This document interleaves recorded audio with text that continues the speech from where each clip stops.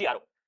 An electron gun is having vertical plates, indirectly heated cathode and control grid, है ना, तो B is the correct answer. Phosphorus screen नहीं है इसका answer, horizontal plates भी नहीं है. इलेक्ट्रॉन गन क्या होती है? Indirectly heated the cathode and control grid, है ना. तो ये सारे के सारे देखो CRO इंपॉर्टेंट है. CRO का पूरा डिजाइन, पूरा जो उसका डायग्राम है ना, उसके एक एक फिलामेंट एक एक जो लगे हुए हैं उसमें पार्ट्स, आप किसी भी स्टैंडर्ड किताब में देखोगे या कहीं पे भी हमारे यहाँ इसके सर ने बहुत बढ़िया तरीके से CRO को पूरा खोल के बताया है और हर एक एलिमेंट्स के बारे में बताया है. ये कॉलेज में लिखने को भी आता है. जब हम सेमेस्टर एग्जाम में होते हैं तो CRO लिखने को आता है, तब हम याद भी रखते हैं ना. 13-14 साल बाद मुझे याद है तो तुम्हें भी तो याद हो गई होगा, अभी लेटेस्ट वाला इंजीनियरिंग किया होगा तो. ठीक है, चलो चलिए. आपको शायद स्क्रीन पर ये फिगर नहीं दिख रहा होगा, मैं इसको थोड़ा सा अच्छे से बना देता हूं. कंट्रोल सिस्टम का एक क्वेश्चन है ना, ये मैं फिगर थोड़ा सा अच्छे से बना दूं ताकि आपको, स्टैंडर्ड फिगर बहुत बार यूज होता है, ये बहुत बार इसको मैं इस तरीके से बना देता हूं.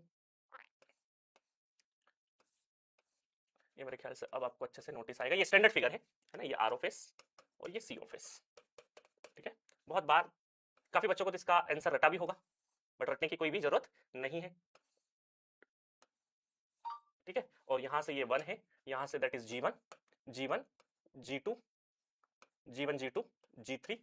ठीक है, और यहां से आ जाएगा आपका G3, नो नो 1 2 3 हो गया, 4 G4 G5 और G6, 5 और G6. ठीक है, और यहां पर मैं थोड़ा सा डिफरेंट कलर से कर दिया, एक काम करते हैं वाइट से कर देते हैं. यहां पर है -H2, ध्यान रखना -H2, और यहां पर है -H1. ठीक है, और ये वाला जो है ये है G7 और ये है G8. बहुत स्टैंडर्ड, ये SFG का बड़ा फेमस क्वेश्चन है. चलिए इस क्वेश्चन पे नजर डालते हैं SFG का. अब देखो कहने को तो ये क्या है, ये फिगर दे रखा है, स्टूडेंट सोच रहे होंगे ये क्वेश्चन सब लोग कर लेंगे क्योंकि SFG का स्टैंडर्ड केस है, ये स्टैंडर्ड केस है ना, स्टैंडर्ड केस है. बट हमें एग्जामिनेशन हॉल में पूरा क्वेश्चन नहीं करना है.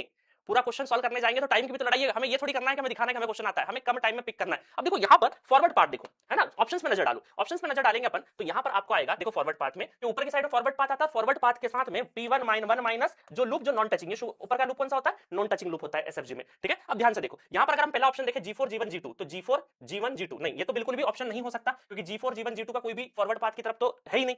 उसके बाद अगर देखें G4 G5 G6, 4 5 और 6, हाँ ये हो सकता है. देखो 4 5 6 बढ़िया से एक फॉरवर्ड पाथ हो सकता है. अच्छा, ये जो फॉरवर्ड पाथ हम ले रहे हैं, ये वाला फॉरवर्ड पाथ ले रहे हैं, तब इसमें एक नॉन टचिंग जो लूप है वो 1 माइनस समथिंग आएगा. तो जो नॉन टचिंग लूप है इस पाथ में कौन सा लूप नॉन टचिंग है? देखो ये वाला जो लूप है ना H2 G2, तो यहाँ पर ये जो L1 की जगह H1 G2, not H1 H2 G2, और वो भी माइनस का. ठीक है, वो भी माइनस का, और साथ में माइनस माइनस क्या हो जाएगा? प्लस हो जाएगा. तो G4 G5 G6 1 प्लस, तो ये वाला जो है, ये वाला केस तो हमारा फिट बैठ रहा है. आगे और चलते हैं. अब पूरा वेरीफाई करने की जरूरत नहीं है, ऑप्शंस को वेरीफाई करते रहो. G4 G3 G6 G4 G3 वहां चले गया तो कोई फॉरवर्ड पाथ से रिलेटेड है ही नहीं, CB ऑप्शन नहीं होगा. फिर G4 G5 G6 है प्लस 1 प्लस H2, सिर्फ H2, तो कोई भी लूप ऐसा तो है नहीं. H2 तो अलोन कभी भी नहीं हो सकता लूप में, है ना, H2 तो कभी भी अलोन नहीं हो सकता. तो इसका मतलब है कि एक ही ऑप्शन बैठ रहा है, तो आपको पूरा क्वेश्चन सॉल्व करने की रिक्वायरमेंट नहीं है. आपको जस्ट आपने एक फॉरवर्ड पाथ पिक किया और कौन सा देख लिया कि कौन सा नॉन टचिंग है और कर लिया क्वेश्चन. तो यहां पर B is the correct option. आप